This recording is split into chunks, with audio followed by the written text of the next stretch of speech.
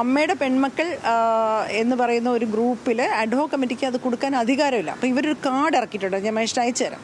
അപ്പോൾ അതിനകത്ത് അവർ പറയുന്നത് പിന്നെ ഈ അമ്മ ഇതിനകത്ത് എന്തെങ്കിലും അനാവശ്യമായ കാര്യങ്ങൾ പറഞ്ഞാൽ അമ്മ നടപടിയെടുക്കും, ഇതിന് ശേഷം അമ്മയെ ലയിപ്പിക്കും എന്നൊക്കെ പറഞ്ഞിട്ടാണ് ഇവരിതിട്ടത്. അപ്പം ഞങ്ങളൊക്കെ ചോദിച്ചു, ആരാണ് അമ്മയിലെ ഇങ്ങനൊരു ഇത് തുടങ്ങാനായിട്ട് പറഞ്ഞത് എന്ന് ചോദിച്ചപ്പോൾ ഇത് ഫേക്കാണെന്ന് പറഞ്ഞ് ഇവർ തുടങ്ങിയ ഒരു സംഘമാണെന്ന് പറഞ്ഞുകൊണ്ട് ആ വാട്സപ്പ് ഗ്രൂപ്പിൽ നിന്ന് ഇറങ്ങിപ്പോയത്. അതിനുശേഷം 1-2 ടോക്സിൽ ഹൈദരാലി ഒരു വലിയ ആരോപണമായിട്ട് വരുന്നു. 2018 കുറച്ച് പേരെ ഇങ്ങനെ ഹോളിഡേയിൽ വിളിച്ച് കൂട്ടിയിരുന്നു. അന്ന് അദ്ദേഹം റിപ്പോർട്ട് ചെയ്തിരുന്നു. അപ്പോൾ അതിനകത്ത് വെച്ച് ഇങ്ങനെ സ്ത്രീകളോട് എല്ലാ കാര്യവും കൺഫ്യസ് ചെയ്യാൻ പറഞ്ഞത് റെക്കോർഡ് ചെയ്തെടുത്തു. ഇത് നാളെ ബ്ലാക്ക് മെയിൽ ചെയ്യും. അന്ന് കുക്കുവിൻ്റെ പേര് പറഞ്ഞിരുന്നില്ല, പിന്നീട് ഉഷ ഹസീന പേരുമായിട്ട് വന്നു. അപ്പോൾ ഇതിനെക്കുറിച്ച് കുക്കു ഇന്നലെ ഒരു കൺഫെഷൻ നടത്തി. അത് കുക്കു ഈ എക്സിക്യൂട്ടീവ് കമ്മിറ്റിയിലില്ല, കുക്കു അതിനകത്ത് സെക്രട്ടറി ആയിട്ടും ഇല്ല, എക്സിക്യൂട്ടീവ് കമ്മിറ്റിയിലും ഇല്ല, ഒരു മെമ്പറായിട്ടും ഇല്ല. 2016 പുള്ളിക്കാരത്തി ഇറങ്ങിയതിന് ശേഷം ഇത് 2018 നടക്കുന്നതാണ്. സബ് കമ്മിറ്റിയിലുള്ളത് 3 പേരാണ്. അതിൽ പിന്നെ KPC ലളിത ചേച്ചി ചെയർപേഴ്സൺ, പൊന്നമ്മ ബാബു ചേച്ചി, അതുപോലെ മഞ്ജു പിള്ള. അത് ഇടവേള ബാബു ചേട്ടനോട് ചോദിച്ചപ്പോൾ ഇടവേള ബാബുവിൻ്റെ ഓർമ്മയില്ല അവസാനത്തെ ആളെ, പക്ഷേ പൊന്നമ്മ ബാബുവിൻ്റെ തന്നെ ബൈറ്റിൽ മഞ്ജു പിള്ളയാണ് 3ാമത്തെ അംഗം എന്ന് പറയുന്നുണ്ട്. അപ്പോൾ അതിലും കുക്കു ഇല്ല. അപ്പോൾ കുക്കു ഇലക്ഷൻ നിൽക്കുന്ന സാഹചര്യമാണിത്. അപ്പോൾ കഴിഞ്ഞ വർഷം ഇലക്ഷൻ നിന്നപ്പോൾ ഈ ആരോപണം ഉണ്ടായിരുന്നില്ല.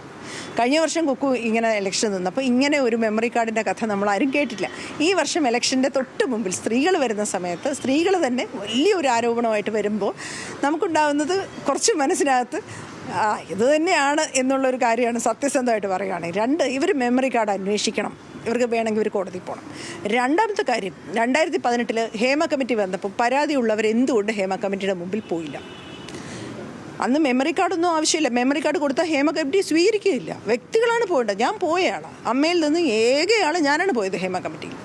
അവിടെ പോയി സംസാരിക്കാൻ. ഇന്ന് ഹേമ കമ്മിറ്റിയുടെ പരിസമാപ്തിയാണ് നാളത്തെ ഫിലിം കോൺക്ലേവ്. അവിടെ ഈ നയരൂപീകരണം വരെ എത്തുന്നത് ഹേമ കമ്മിറ്റിയുടെ തുടക്കമാണ്. അപ്പോൾ അവർക്ക് അതിൽ ആശങ്കയുണ്ട്. അവരെന്തുകൊണ്ട് ഹേമ കമ്മിറ്റിയിൽ പോയി പരാതി കൊടുത്തില്ല? ഇന്നും കൊടുക്കാം, ആ അംഗങ്ങളെല്ലാം ഉണ്ട്. ഇപ്പോൾ പോയാലും SITയിൽ കൊടുക്കാം.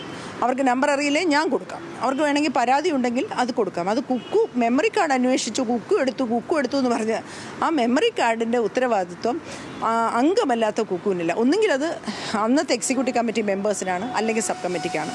അതിനകത്ത് അംഗമല്ലാത്ത സഹായിക്കാനെത്തിയ കുക്കുവിൽ ആരോപണം പറയുന്നത്, അതും കഴിഞ്ഞ വർഷം ജനറൽ സെക്രട്ടറി ആയിട്ട് ഇലക്ഷൻ നിൽക്കുമ്പോൾ ആരോപണം പറയാതെ ഈ വർഷം ഇലക്ഷൻ്റെ തൊട്ട് മുമ്പ് ഇങ്ങനെ ഒരു ആരോപണം പറയുന്നതിൽ നമുക്കതിനകത്ത് വെറും ബാലിശമായ രാഷ്ട്രീയം മാത്രമേ കാണാൻ കഴിയുന്നു.